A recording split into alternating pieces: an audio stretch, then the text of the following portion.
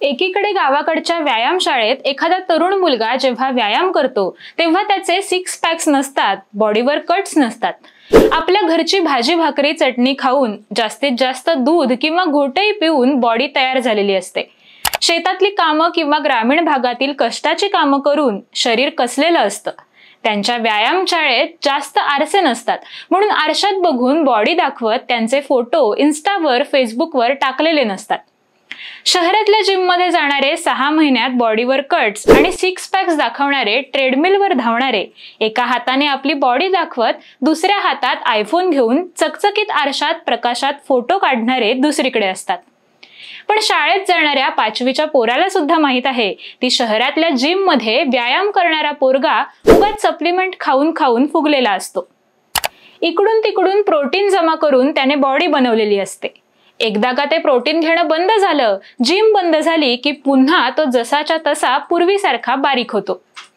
भारतीय जनता पक्षाची सध्या चांगली बॉडी बनलीय. राजकारणातलं महत्वाचं प्रोटीन असलेले नेते त्यांच्याकडे जमा झालेत. त्यांनी कसून पक्ष तयार केला होता, घाम गाळून संघटना तयार केली होती, त्यांना फोडून भारतीय जनता पक्षाने आपल्याकडे सामावून घेतलं. पण जोवर सत्ता नावाची जिम सुरू आहे तोवर ही बॉडी टिकेल. एकदा का या देशातून भारतीय जनता पक्षाची हवा गेली, इकडून तिकडून जमा केलेले हे नेते सुद्धा पळत पळत दुसरीकडे जातील. भारतीय जनता पक्षाचं खरंच असंच झालंय. त्यांच्या पक्षामध्ये आयात नेत्यांची संख्या इतकी वाढलेली आहे की जर त्यांना बाजूला केलं तर मूळ भारतीय जनता पक्षाचे मोजकेच चेहरे फक्त शिल्लक राहतील. इकडून तिकडून जमा झालेल्या नेत्यांच्या भरवशावर आज भारतीय जनता पक्ष सत्तेत टिकून आहे. ते स्वतःहून आणलेत की केंद्रीय यंत्रणांचा धाक दाखवून आणलेत, हे मात्र वेगळाच विषय आहे. खरं तर पक्षांतर करणे किंवा सत्तेत असलेल्या पक्षाकडे जाणे हे काही चुकीचं नाहीये. पण ज्या मतदारांनी आपल्यावरती विश्वास टाकलेला असतो त्या मतदारांच्या मतदानाचा अपमान तर नाही ना. कारण ज्याप्रमाणे मतदारांनी एखाद्या नेत्याला मत दिलेलं असतं, त्याच वेळेस त्याने पक्षाकडे, विचारसरणीकडे आणि वैयक्तिक नेत्याकडे बघून ते मत दिलेलं असतं. सध्या भारतीय जनता पक्षात आयात रामांची चांदीच झाली आहे असं समजा. मूळ भाजपचे कार्यकर्ते आणि नेते हे गपगुमान बसून आहेत असं दिसतंय. आणि जे बाहेरून आलेत त्यांना मंत्रीपद, लोकसभा तिकीट, राज्यसभा तिकीट, विधानसभा तिकीट, विधान परिषदेचं तिकीट सुद्धा दिलं जात आहे. राष्ट्रवादी काँग्रेस पक्ष, शिवसेना, काँग्रेस, वंचित बहुजन आघाडी यासारख्या सर्व पक्षातून भारतीय जनता पक्षाकडे येणाऱ्या नेत्यांची इतकी संख्या आहे की जर त्यांना भारतीय जनता पक्षातून काढता पाय घेण्याचं ठरवलं तर भारतीय जनता पक्षाला उमेदवार सुद्धा मिळणार नाही अशी अवस्था आहे. निवडणुकीच्या तोंडावर राजकीय गणित आखताना प्रत्येक मतदारसंघानुसार इतकी गर्दी जमा झालीये की मूळ भारतीय जनता पक्षाच्या उमेदवारांना आणि कार्यकर्त्यांना फक्त हातात झेंडे घेऊन फिरावं लागतं की काय अशी अवस्था झालीये. भारतीय जनता पक्षात गेल्यानंतर या मातब्बर नेत्यांचं नेमकं काय झालंय हेच आपण आज या व्हिडिओच्या माध्यमातून जाणून घेणार आहोत. नमस्कार, मी आकांक्षा आणि तुम्ही पाहताय इन्फोवारी.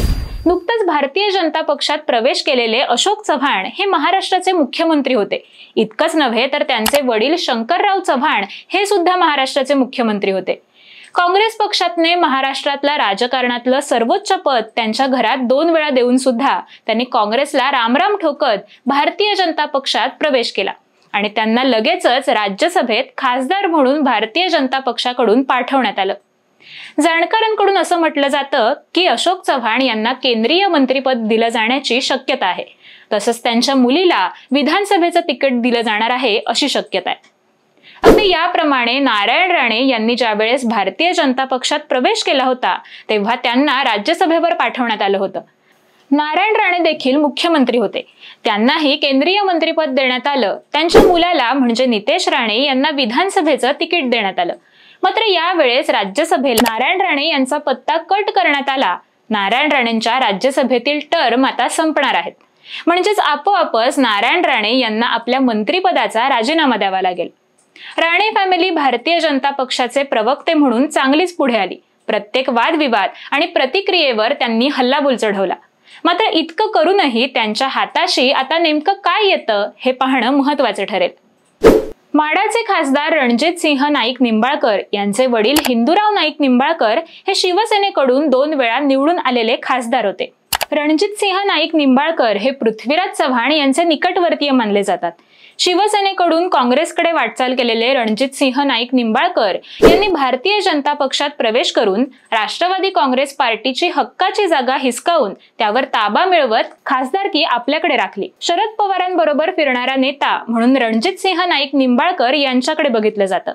मात्र यावेळी मोहिते पाटील घराण्याने लोकसभेसाठी शिंग फुंकल्याने रणजितसिंह नाईक निंबाळकर यांच्या अडचणीत वाढ झालेली दिसते. धनंजय महाडिक यांचा देखील इतिहास असाच आहे. पूर्वी शिवसेनेकडून त्यांनी निवडणूक लढवली, मात्र त्यांना अपयश आलं. त्यानंतर लोकसभा, विधानसभा निवडणुकीत राष्ट्रवादीच्या तिकिटावर असलेल्या महाडिकांना अपयश आलं.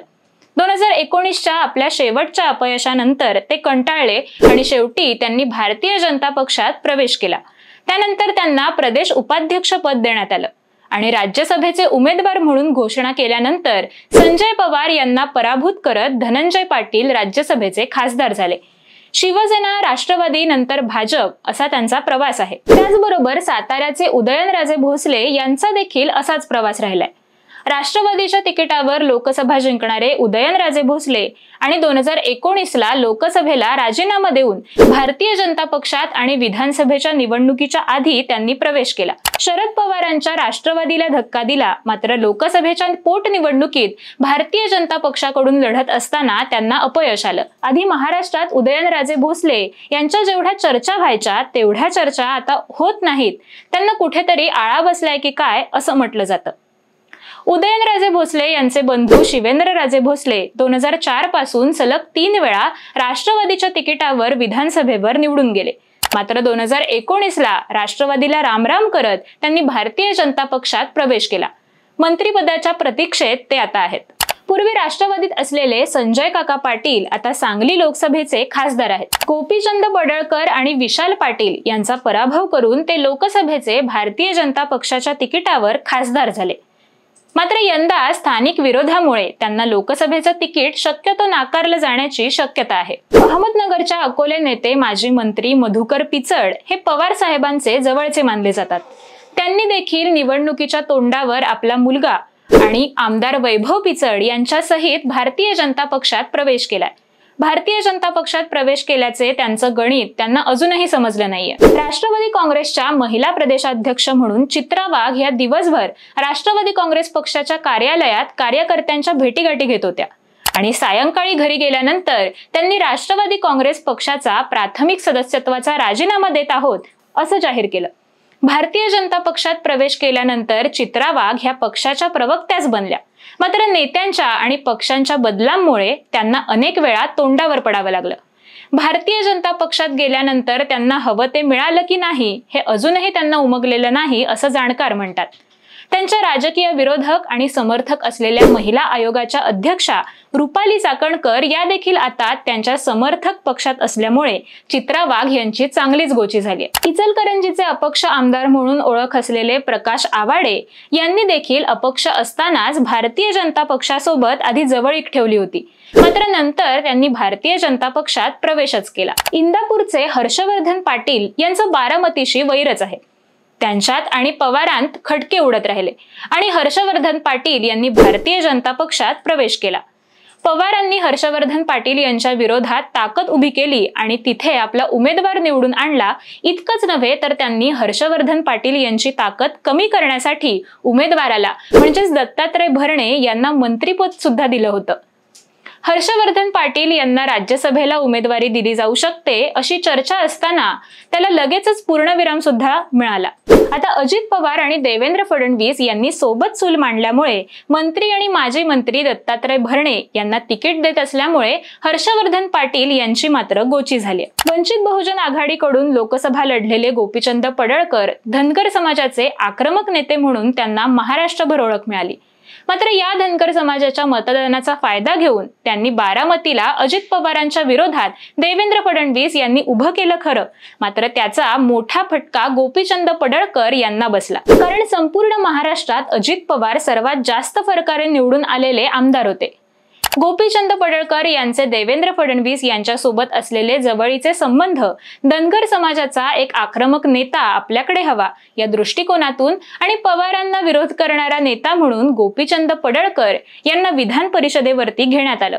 मात्र त्यानंतर गोपीचंद पडळकर यांचं भविष्य काय यावर प्रश्नचिन्ह आहे। एकेकाळी शरद पवार आणि अजित पवार यांचे कट्टर समजले जाणारे आणि जवळचे संबंध असणारे गणेश नाईक यांना पवारांनी एकाच कुटुंबात हवी तेवढी पदे दिली। मात्र निवडणुकीच्या तोंडावर गणेश नाईक यांनी राष्ट्रवादीला रामराम ठोकत भारतीय जनता पक्षाची वाट धरली। भारतीय जनता पक्षाचे एक कुटुंब एक तिकीट या धोरणामुळे कदाचित गणेश नाईक यांची गोची होऊ शकते। तर मूळ शिवसेनेचे असलेले प्रवीण दरेकर यांचे वडील कंडक्टर होते। त्यांच्या मातोश्री या मासे विक्री करायच्या। शिवसेना पक्षाचं काम करत असताना 1997 साली प्रवीण दरेकर मुंबई महानगरपालिकेची निवडणूक लढवू इच्छित होते। त्यांना दहिसरमधून तिकीटही जाहीर झालं। त्यामुळे आभारासाठी ते मातोश्रीवर गेले। तिथून घरी परतले तर तोपर्यंत त्यांचं तिकीट कापलं गेलं होतं। पुढे ते राज ठाकरे यांच्या महाराष्ट्र नवनिर्माण सेनेत सामील झाले आणि 2009 ला ते विधानसभेत देखील आमदार म्हणून निवडून गेले। 2014 ला विधानसभेला पराभव झाल्यानंतर त्यांनी भारतीय जनता पक्षाची वाट धरली। त्यांच्या पक्षप्रवेशाला 5 वर्ष पूर्ण व्हायच्या आधीच त्यांना विधान परिषदेवर घेऊन त्यांना विधान परिषद विरोधी पक्षनेता देखील केलं गेलं। मात्र मागून आलेले आणि सर्वात पुढे गेलेले प्रवीण दरेकर यांच्यामुळे मूळ भारतीय जनता पक्षाच्या नेत्यांमध्ये मात्र नाराजी होती। राधाकृष्ण विखे पाटील यांचे वडील बाळासाहेब विखे पाटील हे तर 8 वेळा खासदार होते, केंद्रीय मंत्री देखील होते। राधाकृष्ण विखे पाटील हे काँग्रेसचा पुढचा मुख्यमंत्री चेहरा होते। मात्र सुजय विखे यांना लोकसभेच्या उमेदवारीच्या वादातून विखे फॅमिलीने भारतीय जनता पक्षाची वाट धरली। मात्र सुजय विखे यांच्या लोकसभा उमेदवारीला भारतीय जनता पक्षाच्या गोटातून विरोधच सुरू झाला। राधाकृष्ण विखे पाटील यांनी फडणवीसांनंतर दुसऱ्या नंबरवर शपथ घेतली होती। मात्र त्यांना फार महत्त्व दिलं गेलं असं जरी दिसलं असलं तरी सुद्धा अंतर्गत वाद चालूच आहेत। राधाकृष्ण विखे पाटील यांना महत्त्व दिल्याने मूळ भाजपच्या मातब्बर नेत्यांवर अन्याय होईल असं म्हटलं जात होतं। भारतीय जनता पक्षाच्या एक कुटुंब एक तिकीट या धोरणामुळे कदाचित विखे कुटुंबाला एकाला माघार घ्यावी लागणार असं चिन्ह दिसतंय। पूर्वीच्या राष्ट्रवादीच्या नेत्या दिंडोरीच्या सध्याच्या खासदार भारती पवार यांचा देखील अचानक भारतीय जनता पक्षात प्रवेशाने राष्ट्रवादी काँग्रेस पक्षाला एका चांगल्या उमेदवाराला गमवावं लागलं। तर भारतीय जनता पक्षाला भारती पवार यांच्या रूपाने एक चांगला उमेदवार मिळाला। सुरुवातीच्या काळात नवख्या असलेल्या भारती पवार यांनी पक्षासोबत चांगलेच जुळवून घेतलं। केंद्रीय आरोग्य आणि कुटुंब कल्याण राज्यमंत्री पदाची माळ अनपेक्षितपणे त्यांच्या गळ्यात पडली। इतरांच्या तुलनेत त्यांना चांगलं यश देखील मिळालं। उत्तर महाराष्ट्राच्या धुळे, नंदुरबार आणि जळगाव या 3 जिल्ह्यांमध्ये भारतीय जनता पक्षाची चांगली पकड आहे। पूर्वी हे 3 जिल्हे काँग्रेसचे, राष्ट्रवादीचे बालेकिल्ले म्हणून ओळखले जायचे। धुळे जिल्ह्यात अमरीश पटेल यांचे चांगलं वर्चस्व होतं। शिरपूर मतदारसंघ हा त्यांच्या ताब्यात आहे। मात्र काँग्रेसचे रोहिदास पाटील आणि अमरीश पाटील यांचे काँग्रेसमध्ये अंतर्गत वाद नेहमी चव्हाट्यावर येत असल्यामुळे अमरीश पटेल यांना भारतीय जनता पक्षाकडून ऑफर आली आणि त्यांनी भारतीय जनता पक्षात प्रवेश देखील केला।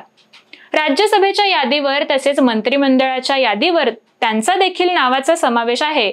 मात्र गप्पा हवेतच विरल्या। त्यांना विधान परिषदेचे आमदार यावरच समाधान मानावं लागलं। विजयकुमार गावित आणि नंदुरबारच्या खासदार हिना गावित हे पूर्वी राष्ट्रवादीचे कट्टर समजले जायचे। यांनी देखील भारतीय जनता पक्षात प्रवेश केलाय। हिना गावित यांना राज्यमंत्रीपद दिलं जाऊ शकतं अशी सुद्धा शक्यता होती। मात्र भारती पवार यांना राज्यमंत्रीपद देऊन हिना गावित यांचा पत्ता कट झाला। हिना गावित यांना यावेळेस लोकसभेचं तिकीट दिलं जाईल किंवा नाही यावर शंका उपस्थित आहेत। काँग्रेसमधून निलंबन केलेले काँग्रेसचे प्रदेश उपाध्यक्ष माजी खासदार डॉक्टर उल्हास पाटील यांनी बुधवारी 14 जानेवारी रोजी मुंबईत आपली कन्या डॉक्टर केतकी पाटील आणि समर्थकांसह प्रदेशाध्यक्ष चंद्रशेखर बावनकुळे, मंत्री गिरीश महाजन यांच्या प्रमुख उपस्थितीत भाजपमध्ये प्रवेश केला। या प्रसंगी प्रदेशाध्यक्ष बावनकुळे यांनी डॉक्टर केतकी पाटील यांची महिला प्रदेश उपाध्यक्षपदी नियुक्ती जाहीर केली। भाजप प्रवेशामुळे आगामी लोकसभा निवडणुकीत ते किंवा त्यांची कन्या डॉक्टर केतकी भाजपच्या तिकिटावर रावेर लोकसभा मतदारसंघाची निवडणूक लढवण्याची शक्यता आहे। तर आधी काँग्रेस, नंतर राष्ट्रवादी आणि आता भारतीय जनता पक्ष असा प्रवास असलेले दत्ता मेघे यांनी भारतीय जनता पक्षात प्रवेश केल्यानंतर हिंगणा विधानसभा मतदारसंघातून त्यांचे पुत्र सागर मेघे हे भारतीय जनता पक्षाच्या तिकिटावर निवडून आले। दत्ता मघे हे जेवढे चर्चेत असायचे तितकी चर्चा समीर मेघे यांची मात्र नाहीये. बबनराव पाचपुते हे तर विधानसभा निवडणुकांमध्ये जनता पक्ष, जनता दल, काँग्रेस, अपक्ष आणि भारतीय जनता पक्ष अशा वेगवेगळ्या पक्षांकडून निवडून आले. जनसामान्यांचा नेता म्हणून सर्वत्र त्यांची ओळख आहे. मात्र जनसामान्यांचा नेता बबनराव पाचपुते यांच्यासाठी वेगवेगळे पक्ष बदलणं ही सामान्य बाब झाली आहे. अहमदनगर जिल्ह्यात नेहमी चर्चेत असणारे शिवाजीराव कर्डिले हे मूळचे राष्ट्रवादीचे. आधी राष्ट्रवादी पक्षाकडून निवडणूक लढवली होती, मात्र त्यानंतर भारतीय जनता पक्षात प्रवेश करून त्यांनी 2 वेळा विधानसभा जिंकली. मात्र त्यांना 2019ला पराभवाला सामोरं जावं लागलं. भारतीय जनता पक्षात विखे कुटुंबाने प्रवेश केल्यानंतर त्यांची गोची निर्माण झाली. 2019ला लोकसभा मतदारसंघात सुजय विखे यांच्या विरोधात राष्ट्रवादी काँग्रेस पक्षाकडून उभे असलेले संग्राम जगताप यांचे ते सासरे आहेत. त्यामुळे एकीकडे जावई, दुसरीकडे पक्ष असा संभ्रम त्यांच्या समोर निर्माण झाला होता. त्यामुळे भारतीय जनता पक्षातून आधी कोण काढता पाय घेईल, विखे की कर्डिले, अशा चर्चा नेहमी होत असतात. विखेंच्या एंट्रीमुळे कर्डिलेंची गोची होते. कोपरगाव मतदारसंघातून 6 वेळा आमदार असलेले शंकरराव कोल्हे यांनी राष्ट्रवादी काँग्रेस पार्टीला रामराम ठोकत भारतीय जनता पक्षात प्रवेश केला. शंकरराव कोल्हे हे विखे कुटुंबाचे बारामतीतील शत्रू होते. कोल्हे फॅमिली आणि विखे फॅमिली यांच्यात नेहमी सौम्य वाद आताही घडून येत असतात. त्यांच्या सून बिपिन कोल्हे यांच्या पत्नी आणि स्नेहलता कोल्हे या सध्या कोपरगाव विधानसभेच्या सदस्य आहेत. तसेच भारतीय जनता पक्षाच्या राज्यस्तरीय कमिटीवर पदाधिकारी सुद्धा आहेत. विखेंनी भारतीय जनता पक्षात प्रवेश केल्यामुळे आता कोल्हे कुटुंबाची सुद्धा भारतीय जनता पक्षात गोची निर्माण झालेली आहे. माजी मुख्यमंत्री अशोक चव्हाण यांच्या प्रवेशानंतर नांदेडचे खासदार प्रतापराव पाटील चिखलीकर यांचाही राजकीय प्रवास मोठा आहे. आधी काँग्रेस, नंतर राष्ट्रवादी, नंतर शिवसेना आणि नंतर मग भारतीय जनता पक्षात प्रवेश करून त्यांनी लोकसभा निवडणुकीत अशोक चव्हाण यांचा पराभव केला. मात्र त्याच अशोक चव्हाण यांनी भारतीय जनता पक्षाने प्रवेश केल्यामुळे आता प्रतापराव पाटील चिखलीकर यांची गोची निर्माण होऊ शकते. भारतीय जनता पक्षाच्या कार्यकर्त्यांनी आता कोणाचं ऐकावं यावर प्रश्न उपस्थित होऊ शकतात. राष्ट्रवादी काँग्रेस पक्षाचे ऍक्टिव्ह असणारे नेते म्हणून कपिल पाटील यांचं नाव घेतलं जायचं. त्याच कपिल पाटील यांनी राष्ट्रवादी काँग्रेस पक्षाला रामराम ठोकत भारतीय जनता पक्षात प्रवेश केला आणि भिवंडी लोकसभा मतदारसंघातून ते निवडून आले.